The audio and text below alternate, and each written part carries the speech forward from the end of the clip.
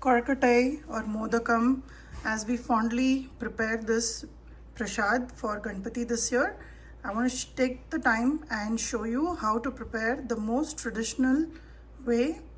And this way that I prepare the Modak, the Korkatai, will remain soft for a very long time and very delicious. It's not very complicated as it sounds, but just take some time to soak some rice and let's get started. I took 1 cup of Sona Masuri rice. You can use Sona Masuri or any poni raw rice or any kind of raw rice. Do not use basmati or parboiled rice for this preparation.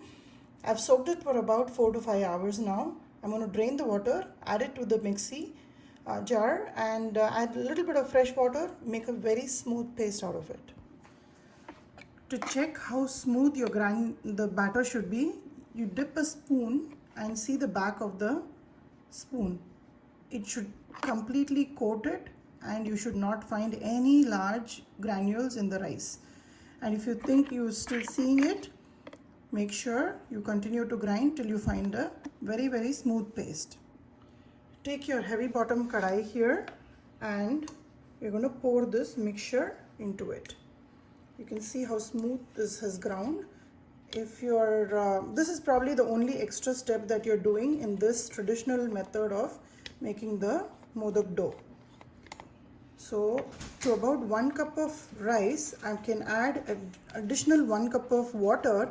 I'm going to rinse this jar out and pour the water in here. Add 1 teaspoon of sesame seed oil. This is about 1/4 teaspoon of salt. I've just turned on the flame. For this batter also, do not leave it alone, otherwise it will form some lumps at the bottom. So just keep mixing, just like the other 2 methods that I've taught you. This is the most traditional way, and this dough will remain very soft through the day, unlike the ones that we make with the ready-made rice flour. So this is the traditional method, and this is what I will normally follow for Ganpati. So let me just keep mixing it, and very soon you will start seeing the rice cooking at the bottom, and before you know it will be a nice and tight dough.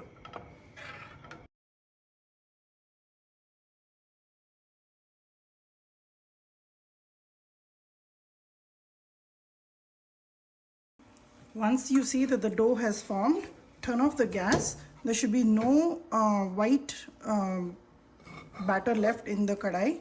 Make sure everything has become nice and pale. At this stage, I'm just going to clean up the ladle, cover it and leave it to cool down.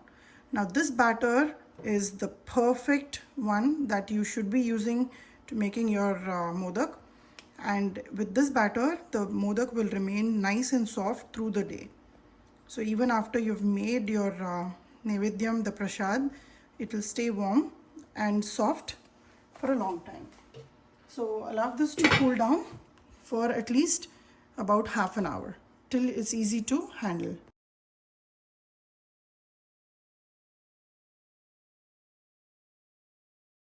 I've rubbed 1 portion of the dough and made it really soft. I'm going to do the same thing with this. Always take a little bit of oil, apply it, and with the palm of your hand, make sure you rub it on the plate and make a nice smooth dough. If there's any lumps, it will all go. And this dough will be very pliable, and you can see how it will not even stick to the plate. If you just rub, pull and fold, it will not stick. Like so. So smoothen out this dough and we'll divide it into 3 parts. Make all the 3 modak as today's offering to Ganpati. Besides the modak, I'm also making some sundal and some ulandu vadai, that is urad dal vadai. So this method of making the dough is the most traditional method, and it will keep your modak really soft for a long period of time.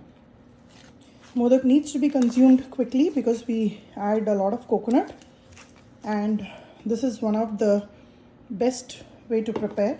Yes, there are easier ways to make with the rice flour, but if you make a little bit of an effort into soaking the rice and making this batter, the modak will be totally outstanding.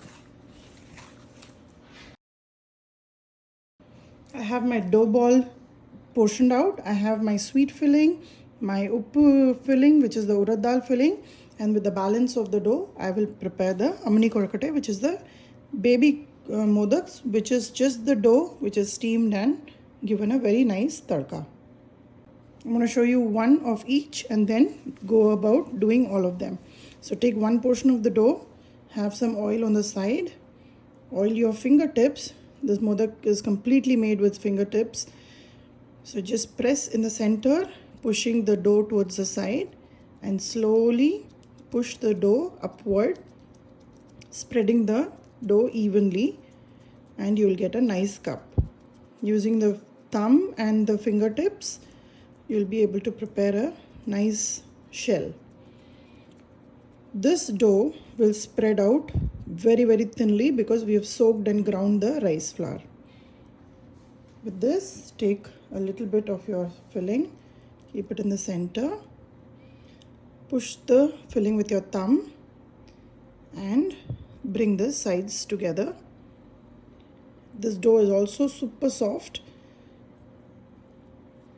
and bring it together, pinch a sharp nose. There you go.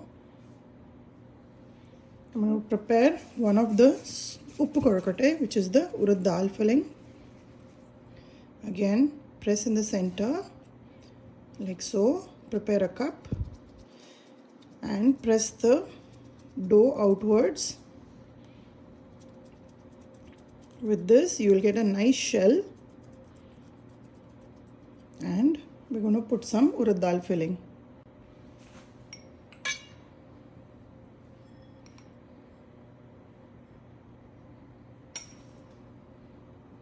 Press the filling with this index finger and press the center, bring it all out.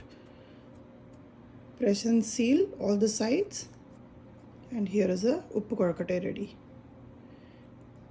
Making it with your hands is much faster than using a mold, but if you are comfortable using a modak mold, feel free to use so.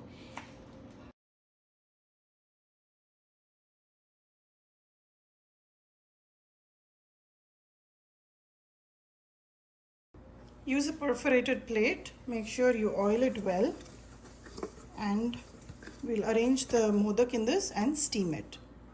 While the other two modak is steaming, I'm going to go ahead and portion out and make small marble size ball out of this dough for mani korakate. For mani korakate, I have some mustard seeds, urad dal, red chilies. I'm going to saute this and then add the steamed mani korakate to it. Just saute it till it's nice and brown. And for seasoning, I'll add salt, some red chili powder and lots of coconut. Add a dash of salt.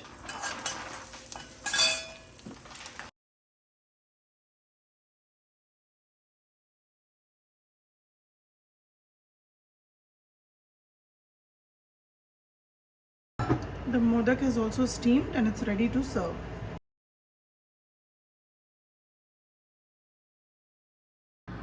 Modak korakate is ready. 3 different kind of korakate. Make it as an offering this year during Ganpati. I've shown you 3 different ways of making the outer cover for the modak. Give it a try. Let me know how this recipe turned out for you, and stay blessed.